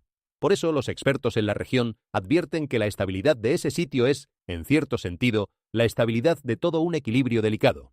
Mantener la calma allí requiere un esfuerzo constante, una vigilancia permanente, una diplomacia sutil que no siempre resulta visible pero que trabaja sin descanso entre bastidores. Y cualquier factor que altere ese equilibrio, ya sea una decisión política, un cambio en las costumbres o un acontecimiento inesperado, tiene el potencial de desencadenar reacciones en cadena difíciles de prever.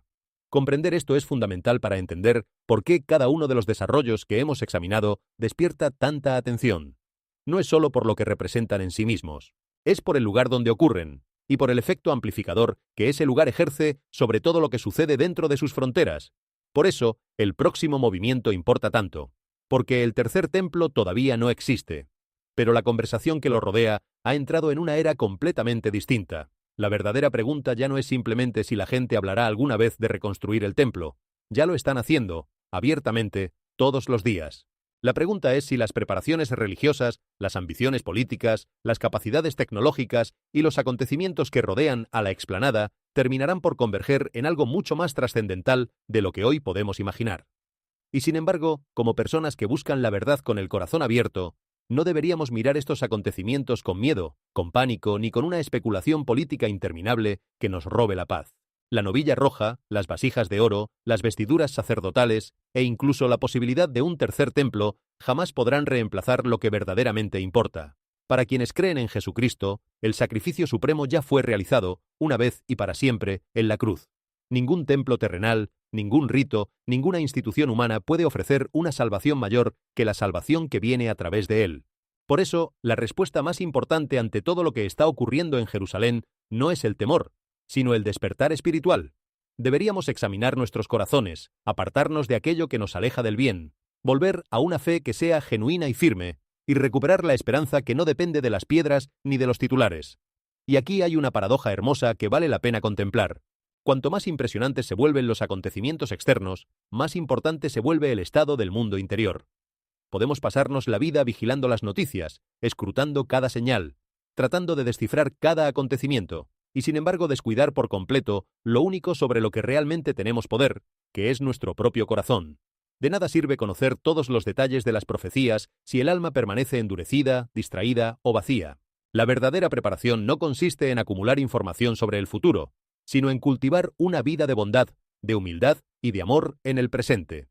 Ese es el trabajo que ningún titular puede hacer por nosotros y que sin embargo es el más urgente de todos. Por eso, mientras el mundo debate sobre templos y señales, sobre política y profecía, quizás la invitación más profunda que estos acontecimientos nos hacen sea sorprendentemente sencilla. Detente, respira, mira hacia adentro. Pregúntate qué clase de persona estás siendo, cómo tratas a quienes te rodean, dónde has puesto tu confianza y hacia dónde estás dirigiendo tu vida. Porque al final, ningún acontecimiento externo, por grandioso o aterrador que sea, puede darle sentido a una existencia que no lo busca por dentro. Y ninguna crisis del mundo, por severa que resulte, puede robarle la paz a quien la ha encontrado en un lugar que está más allá del alcance de las circunstancias. Esa es quizás la lección más valiosa que podemos extraer de todo esto. No una obsesión con el mañana, sino una entrega serena al hoy. Pero antes de continuar hacia la parte más asombrosa de este relato, quiero preguntarte directamente, porque tu opinión da forma a esta comunidad. ¿Qué piensas de todos estos acontecimientos reunidos? ¿Crees que son meras coincidencias de la actualidad? ¿O sientes que estamos presenciando el despliegue de algo mucho más grande de lo que las noticias pueden explicar? Escríbelo en los comentarios, comparte este video con alguien que necesite reflexionar sobre estas cosas, y quédate conmigo, porque lo que viene a continuación añade una dimensión completamente nueva a toda esta historia. Y es que, mientras el mundo discutía sobre templos, ministros y novillas, algo distinto, algo mucho más difícil de explicar con palabras, comenzó a ocurrir en los lugares de culto. Los fieles se habían reunido en una serena tranquilidad para sus oraciones cotidianas, como cualquier otra mañana. Nada en aquella atmósfera apacible sugería que algo fuera de lo común estuviera a punto de suceder. Los himnos resonaban suavemente a través del santuario, mientras los creyentes cerraban los ojos en devoción silenciosa, entregados por completo a la quietud del momento.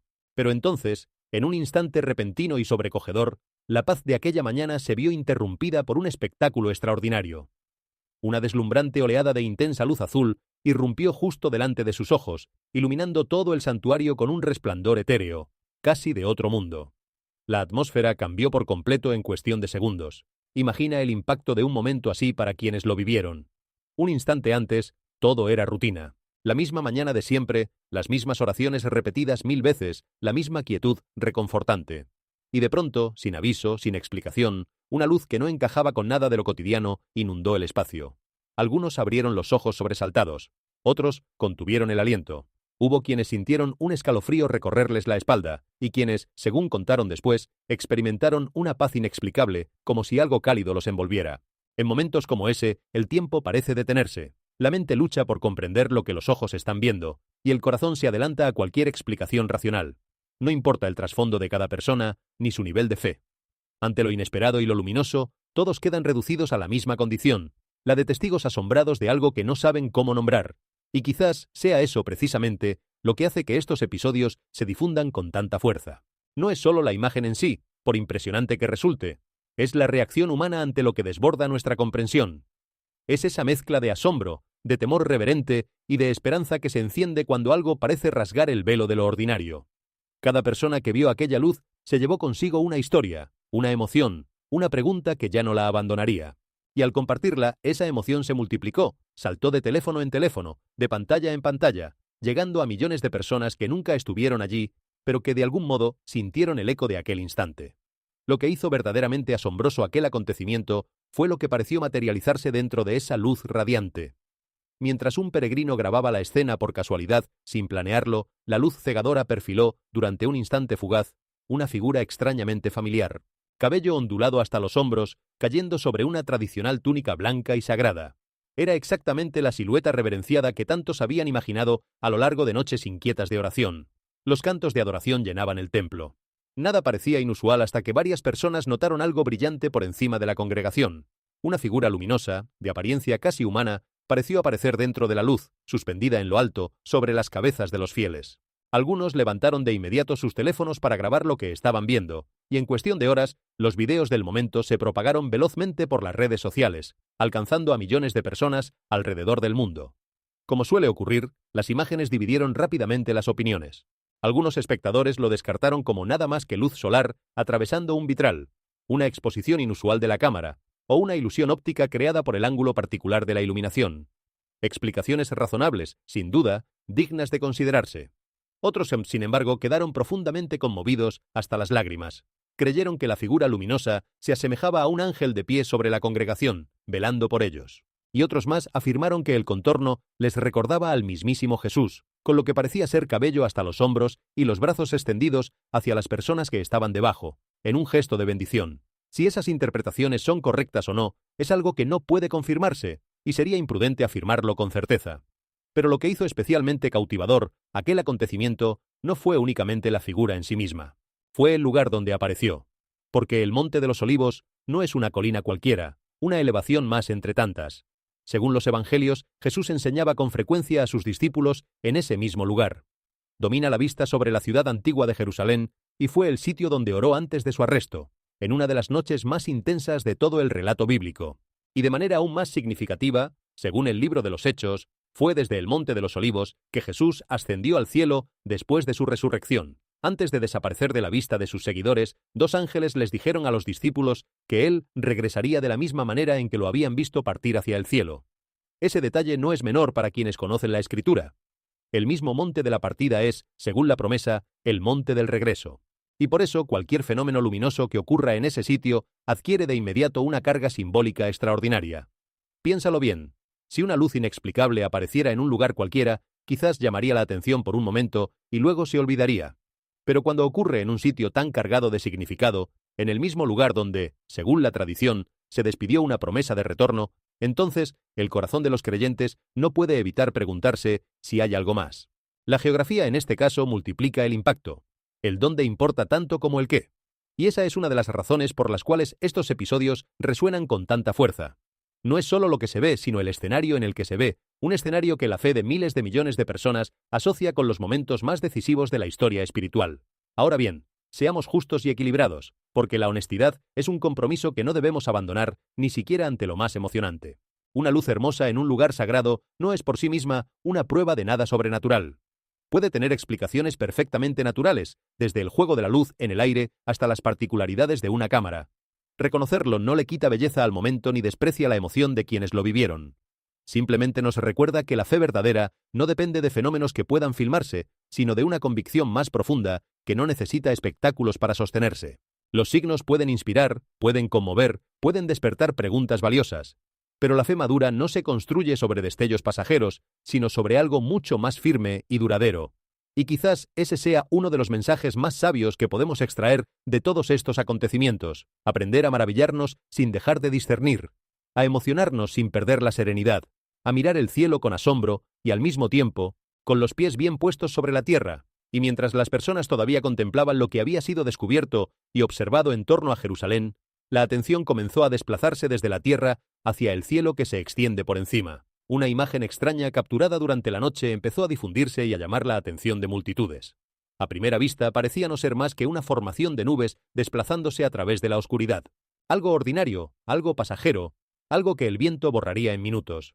Pero a medida que la gente observaba con mayor detenimiento, muchos notaron una forma oculta dentro de las nubes, un contorno que parecía asemejarse a una figura humana, y detrás de ella una prolongación inusual que algunos describieron como si fueran alas extendiéndose a través del cielo nocturno. La imagen fue breve, fugaz. Apareció apenas por un momento y luego se disolvió. Pero a veces una sola imagen puede generar miles de preguntas. Puede encender la imaginación y la fe de multitudes enteras.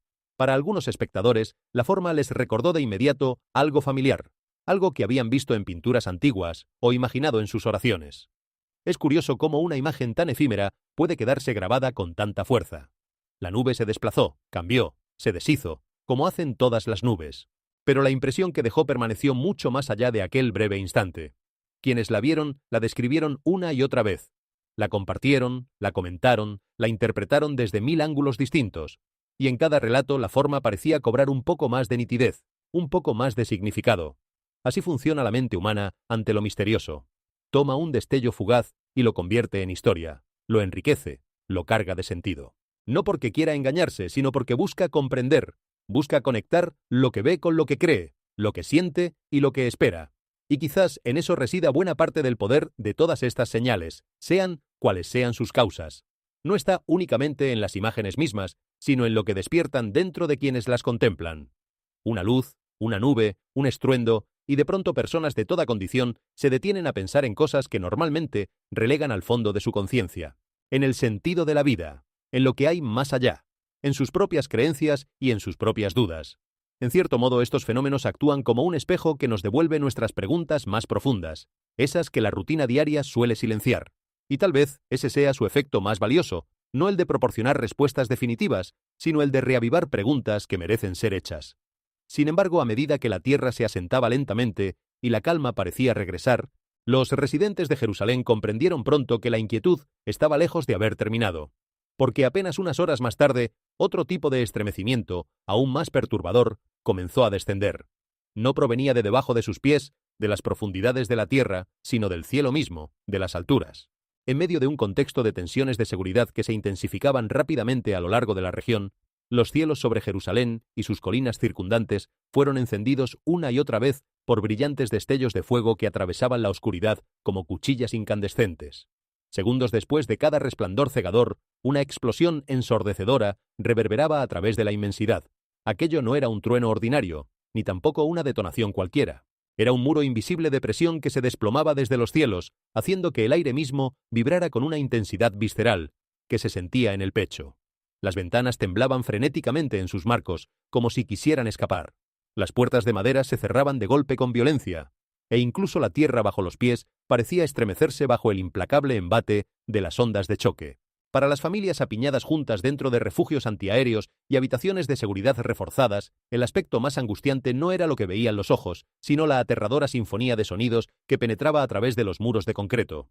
Las sirenas de alarma aérea aullaban de manera continua, sin descanso, puntuadas por el rugido de motores a gran altitud que cortaban las nubes, seguido al instante por detonaciones concusivas que resonaban por las antiguas calles empedradas. Con cada impacto estremecedor, los niños rompían en llanto mientras los adultos se aferraban con fuerza a sus seres queridos, conteniendo la respiración, preguntándose cuán severa sería la próxima vibración, cuándo terminaría aquella pesadilla. A medida que la noche se hacía más profunda, incesantes destellos de luz iluminaban el horizonte, dando la escalofriante impresión de que la bóveda misma del cielo estaba siendo desgarrada. Los violentos resplandores incandescentes proyectaban sombras surrealistas y pesadas sobre los antiguos muros de piedra caliza de Jerusalén. Los residentes de toda la ciudad describieron una sensación abrumadora de que el propio cielo, sobre sus cabezas, estaba temblando físicamente y a punto de ceder, de derrumbarse sobre ellos. Era una experiencia que desafiaba las palabras, que se grababa en la memoria de quienes la vivían. Para las familias atrapadas en aquella noche interminable, el tiempo pareció estirarse hasta lo insoportable. Los minutos se convertían en horas, y cada intervalo de silencio entre una detonación y la siguiente se llenaba de una tensión casi física, la angustia de esperar el próximo estruendo sin saber cuándo ni cuán fuerte llegaría. Los padres intentaban tranquilizar a los niños con voces que temblaban a pesar de sus esfuerzos por sonar firmes. Los ancianos, que habían vivido otras noches difíciles a lo largo de sus vidas, murmuraban oraciones antiguas, buscando en la fe el sostén que la situación no ofrecía. En los refugios, el aire se volvía denso, cargado de miedo compartido, pero también, curiosamente, de una solidaridad inesperada. Desconocidos se ofrecían agua, se prestaban mantas, se sostenían la mirada como diciéndose sin palabras que no estaban solos. En medio del terror, brotaban pequeños gestos de humanidad que iluminaban la oscuridad. Y cuando por fin llegaba una pausa más larga, cuando el cielo parecía calmarse por un rato, muchos salían con cautela para contemplar el horizonte. Lo que veían no los tranquilizaba del todo. El firmamento seguía teñido de resplandores intermitentes, la línea de las colinas se recortaba contra fogonazos lejanos y el aire conservaba un olor extraño, metálico, ajeno a la brisa habitual de la ciudad. Era como si el mundo familiar se hubiera transformado en algo irreconocible de la noche a la mañana. Y en medio de esa transformación, resultaba inevitable que las mentes se llenaran de preguntas que iban mucho más allá de la seguridad inmediata. Preguntas sobre el sentido de todo aquello, sobre hacia dónde se dirigía el mundo, sobre si acaso estas escenas eran simples episodios de un conflicto humano más, o si formaban parte de algo mucho más grande que apenas empezábamos a comprender. Los analistas de defensa y los expertos en acústica explicaron que el fenómeno era el resultado de dinámicas físicas complejas trabajando en conjunto.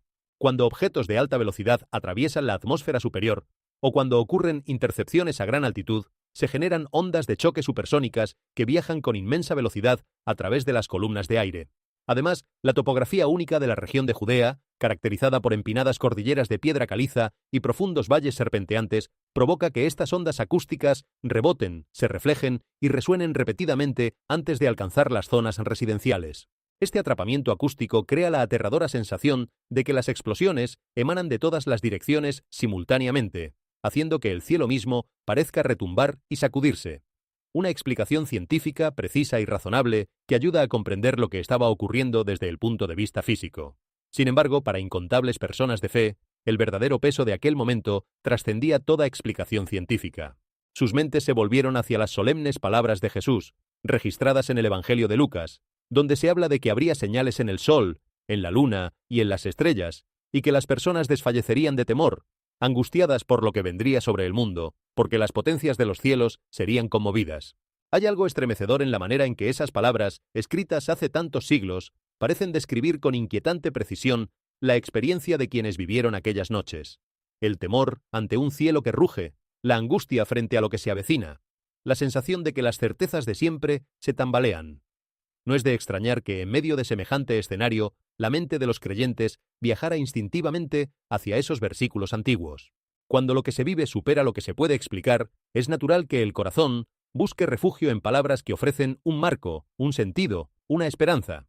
Y sin embargo, aquí también conviene la prudencia, ese equilibrio delicado entre tomar en serio lo que se siente y no precipitarse a conclusiones que van más allá de lo que sabemos. Aunque nadie puede declarar de manera definitiva que estos sonidos concusivos sean el cumplimiento directo de una profecía antigua, y conviene ser prudente al respecto, aquellas condiciones extremas crearon el escenario ideal para que se desataran incendios forestales. Bastó una pequeña chispa para transformar laderas resecas en un verdadero mar de fuego. Y lo que muchos temían finalmente ocurrió.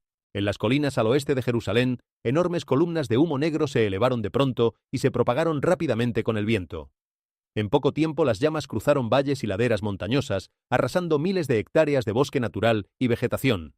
Las principales arterias que conectan Jerusalén con Tel Aviv tuvieron que cerrarse en múltiples ocasiones, mientras el humo espeso engullía la superficie de las carreteras y las llamas se acercaban peligrosamente a los carriles de tráfico. Miles de residentes en las comunidades ubicadas cerca de la zona del incendio recibieron la orden de evacuar con urgencia, abandonando sus hogares a toda prisa. Las sirenas, los helicópteros contra incendios y los camiones de bomberos resonaban de forma continua en medio del entorno normalmente apacible de las colinas de Judea, rompiendo su tradicional silencio. Desde el interior de la ciudad, los residentes de Jerusalén podían ver gigantescas columnas de humo elevándose hacia el horizonte. El cielo azul y familiar se tornó gradualmente de un gris turbio y enfermizo. El olor a humo quemado se colaba en cada barrio de la ciudad antigua, cubriendo los tejados de piedra caliza con siglos de historia bajo una fina capa de polvo y ceniza. La calidad del aire descendió bruscamente, lo que llevó a emitir advertencias para que los ancianos, los niños pequeños y las personas con enfermedades respiratorias limitaran sus salidas al exterior. Muchas escuelas tuvieron que ajustar sus actividades al aire libre, mientras brigadas de bomberos de múltiples localidades eran desplegadas hacia Jerusalén para impedir que las llamas continuaran avanzando hacia las áreas residenciales. Fue una movilización enorme, una carrera contra el tiempo. Durante días enteros, cientos de bomberos, junto con aeronaves especializadas, lucharon casi sin descanso, hasta el agotamiento. Desde el aire los aviones dejaban caer continuamente agua y retardantes de fuego sobre las laderas en llamas. Mientras tanto, en tierra firme, las cuadrillas contra incendios abrían cortafuegos intentando proteger cada casa, cada monasterio, cada bosque, para que no fueran consumidos por el fuego. En ocasiones, cambios repentinos en la dirección del viento provocaban que los incendios se reavivaran con ferocidad, obligando a las fuerzas de rescate a retroceder para luego regresar velozmente en cuanto las condiciones lo permitían. Ya no se trataba de una lucha por salvar árboles. Se había convertido en una batalla por proteger la vida humana misma, en su forma más frágil y preciosa. Quienes estuvieron en la primera línea de aquella lucha describieron después escenas que parecían sacadas de una pesadilla. El calor era tan intenso que resultaba difícil respirar cerca del frente de las llamas. El rugido del fuego avanzando sobre la vegetación seca sonaba como una bestia viva, imparable, hambrienta. Las cenizas caían del cielo como una lluvia gris y silenciosa, cubriendo los rostros, los brazos, los uniformes de quienes combatían sin tregua. Y sin embargo, entre el humo y el agotamiento, había también historias de coraje extraordinario. Bomberos que trabajaron durante jornadas enteras sin apenas descanso, voluntarios que llegaron desde otras localidades para ayudar, vecinos que abrieron sus casas a los evacuados, familias que compartieron lo poco que pudieron rescatar de sus hogares. En medio de la destrucción, la generosidad humana brillaba con una fuerza que ningún incendio podía apagar. Cuando finalmente las llamas comenzaron a ceder, el paisaje que quedó atrás era desolador. Colinas que días antes estaban cubiertas de verde aparecían ahora ennegrecidas, calcinadas, como si un manto de luto se hubiera extendido sobre ellas. Árboles centenarios reducidos a troncos humeantes. Extensiones enteras de bosque convertidas en ceniza. La naturaleza, que había tardado décadas en crecer, había sido devorada en cuestión de horas. y ante semejante escena era difícil no sentir una mezcla de tristeza y de asombro por la fragilidad de todo lo que damos por seguro. Un instante, una chispa, un viento en la dirección equivocada, y aquello que parecía permanente se desvanece. Para muchos, esa lección iba más allá de lo ecológico. Era un recordatorio de lo efímero, de lo poco que controlamos, de la necesidad de mirar más allá de lo material hacia aquello que ningún fuego puede consumir. Según los científicos, las olas de calor extremo y los incendios forestales son el resultado de una combinación de factores, incluidos el cambio climático, la reducción de las lluvias, la vegetación reseca y las fuertes rachas de viento. Cuando la tierra pierde su humedad durante periodos prolongados, el riesgo de incendios aumenta de manera significativa. Lo que en otro tiempo se consideraban veranos duros pero ocasionales, se está convirtiendo poco a poco en un fenómeno cada vez más frecuente, obligando a Israel a mejorar continuamente su capacidad de respuesta ante los desastres naturales. La explicación es sólida y está respaldada por la observación, pero para muchos creyentes cristianos, aquella escena traía a la mente la profecía del libro de Joel, donde el profeta clama al Señor porque el fuego ha devorado los pastos del desierto y las llamas han abrasado todos los árboles del campo, y hasta las bestias del campo braman anhelando el agua. La imagen antigua y la escena moderna parecían superponerse de un modo inquietante. Los expertos señalaron una desafortunada combinación de calor extremo, vegetación seca y fuertes vientos estacionales que crearon las condiciones perfectas para que los incendios se propagaran casi de manera incontrolable. Los científicos insisten en que los patrones climáticos y meteorológicos eran suficientes para explicar lo que había sucedido. Y sin embargo, mientras el fuego consumía las colinas, otra amenaza se extendía silenciosamente por otro frente. En numerosas zonas agrícolas, los agricultores registraron la aparición inusual de enjambres masivos de langostas que cubrían el cielo por completo antes de descender sobre la tierra. En un lapso de tiempo brevísimo, miles y miles de insectos voraces cubrieron campos de trigo, huertos y áreas cultivadas, dejando detrás de sí tierra desnuda y arrasada. Numerosos videos grabados por los habitantes locales muestran una nube viviente entera desplazándose a través del aire, creando una escena que le recuerda a muchos una de las plagas más célebres jamás registradas en la Biblia. Desde la perspectiva de los entomólogos, este brote es el resultado de múltiples factores ambientales convergiendo al mismo tiempo. Tras periodos de lluvias abundantes que se alternan con climas cálidos y prolongados, las condiciones de reproducción de las langostas se vuelven excepcionalmente favorables, provocando que su población crezca a un ritmo acelerado, casi explosivo. Cuando las fuentes abundantes de alimento se combinan con cambios en la dirección del viento y en la temperatura, las langostas comienzan a agruparse en enjambres masivos y a desplazarse a través de distintas regiones, devastando los cultivos a su paso. Es un fenómeno natural que la ciencia ha estudiado durante décadas, bien documentado y comprendido. Y sin embargo, cada vez que ocurre, la magnitud del daño que deja tras de sí sigue siendo extremadamente severa, casi bíblica en su alcance. Para los agricultores que presencian la llegada de un enjambre semejante, la experiencia es devastadora y difícil de olvidar. Cuentan que primero se percibe un rumor lejano, un zumbido que crece hasta volverse ensordecedor. Luego el cielo se oscurece, no por nubes de lluvia, sino por una masa viviente de millones de alas que bloquean la luz del sol. Y en cuestión de minutos, aquella nube desciende sobre los campos. Lo que era una plantación verde y prometedora, fruto de meses de trabajo, esperanza e inversión, queda reducido a tallos pelados y tierra desnuda. No hay defensa posible contra semejante multitud. Ni el ruido, ni el humo, ni los esfuerzos humanos logran detenerla. Solo cabe esperar a que el enjambre se sacie y siga su camino, dejando atrás la ruina. Para una familia que dependía de esa cosecha, la pérdida no es solo económica, es el desmoronamiento de un año entero de sacrificio, y es esa imagen, tan visceral y tan antigua, la que conecta el presente con los relatos que se leen desde hace milenios. Porque cuando alguien contempla hoy un video de un enjambre cubriendo el horizonte, no puede evitar que su memoria viaje a las páginas del Éxodo, a aquella descripción de una plaga que oscureció la tierra de Egipto. La coincidencia entre lo que se lee en los textos antiguos y lo que aparece en las pantallas modernas produce una sensación extraña, casi vertiginosa, como si los siglos se plegaran sobre sí mismos y el pasado remoto tocara de pronto el presente inmediato. No se trata de afirmar que una cosa sea la otra, ni de sacar conclusiones apresuradas. Se trata de reconocer el poder que ciertas imágenes tienen para atravesar el tiempo, para recordarnos que los seres humanos hemos contemplado escenas semejantes durante miles de años y que siempre hemos buscado en ellas un significado que trascienda lo meramente natural. Aún así, mientras la biología y la climatología ofrecen explicaciones claras y racionales, la imagen de los enjambres de langostas cubriendo la tierra evoca un recuerdo muy familiar para los lectores de la Biblia. En el libro del Éxodo se registra cómo las langostas subieron sobre toda la tierra de Egipto y cubrieron la faz de todo el país, de modo que la tierra se oscureció y devoraron toda la hierba del campo y todo el fruto de los árboles. No solo eso, sino que el profeta Joel también utilizó esta misma imagen para describir un tiempo de gran prueba para el pueblo de Dios, escribiendo que lo que dejó la oruga lo comió la langosta, y lo que dejó la langosta lo comió el pulgón, y lo que dejó el pulgón lo consumió el saltón, en una sucesión de destrucción que no dejaba nada a su paso. La similitud entre aquellas descripciones antiguas y las imágenes que aparecen hoy a través de los campos de Israel hace que muchos se detengan a reflexionar. A medida que los enjambres de langostas barren los cultivos, no solo dejan atrás un daño económico considerable, sino que también sirven como un recordatorio de lecciones espirituales registradas hace miles de años.